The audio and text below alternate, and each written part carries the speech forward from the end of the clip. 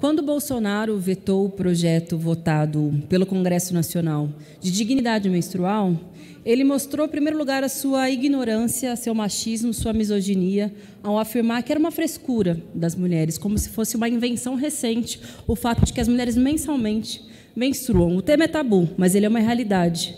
Sem a menstruação, inclusive, não existe a reprodução da vida humana. Veja só o nível de ignorância do sujeito.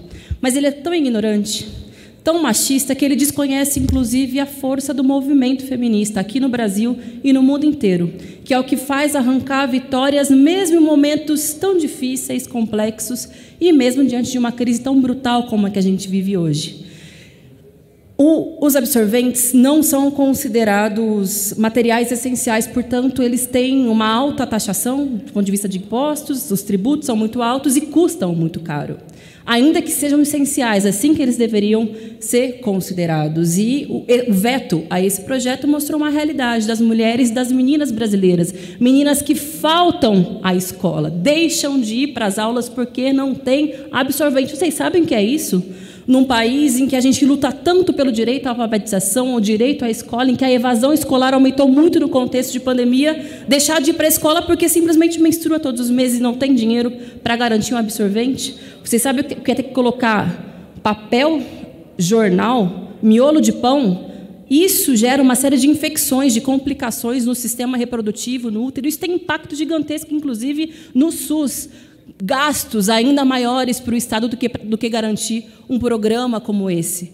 5,5 milhões de mulheres brasileiras serão beneficiadas pela derrubada do nosso veto. 5,5 milhões de mulheres brasileiras que estão numa situação de extrema vulnerabilidade, que se aprofundou muito com a crise da pandemia. A pobreza é uma realidade muito grande no Brasil, a pobreza e a miséria. Mas existe um conceito que é da feminização da pobreza, deputada Fernanda Melchiona, que é cunhado desde a década de 70, porque a pobreza atinge em especial as mulheres justamente pela lógica que funciona a sociedade, pela forma como se estrutura a reprodução social e sexual do trabalho, nos piores empregos, são nos empregos nos postos de trabalho precários, são as mulheres que precisam sustentar suas famílias, as mães solo, porque são abandonadas muitas vezes pelos pais, que nunca são, de fato, assumidos como pais, e têm mais despesas do que os homens, porque precisam garantir o sustento da sua família, e também precisam conseguir garantir absorventes. Mulheres que precisam de emprego, deixam de ir para uma entrevista de emprego porque não tem um absorvente.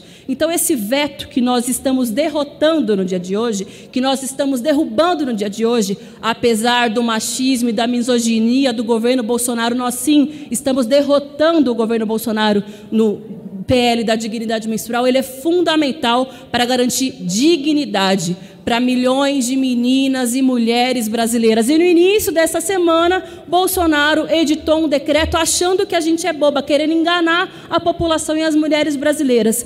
Primeiro que um decreto ele é transitório, ele não tem poder de lei, então a qualquer momento ele pode cair. A gente precisa, portanto, sim, derrotar esse veto.